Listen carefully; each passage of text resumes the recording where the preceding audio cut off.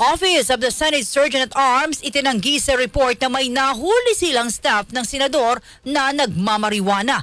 Detalye ng balitang yan mula kay Rajuman Conde-Batak. RMN Live Report!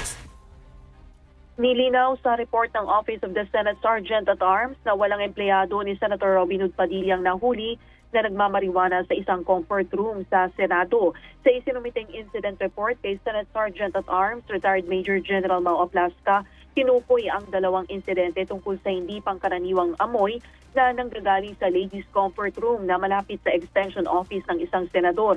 Ang unang insidente ay noong ikalawang linggo ng Hulyo kung saan nakatanggap ng tawag ang security personnel sa kanyang local trunk line ng kanyang post mula sa isang lalaking staff member na may malakas na naaamoy sa naturang area.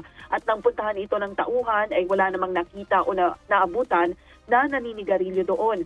Ang ikalawang insidente naman ay noong August 12 kung saan isang lalaking staff ng isang senador ang nag-report kay Senate Security Enforcement Service Chief Director Manuel Parlade na may unusual odor na tila marijuana ang nagmumula sa CR ng mga babae sa 5th floor at tinukoy na ito ay babaeng staff ni Senator Padilla.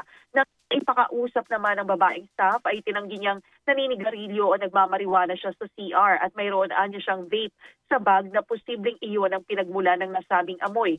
Ang naturang incident report ay taliwas sa ulat na sinundan ng mga security personnel ng Senado ang amoy sa CR at doon nadatna ng babaeng staff na nagmamariwana. Samantala, kinumpirma naman ni Attorney Rudolph Philip Jurado na Chief of Staff ni Padilla na natanggap nila ang incident report ngayon ding hapon at inatasan ng naturang babaeng staff na magsumite ng komento at paliwanag sa loob ng 5 araw.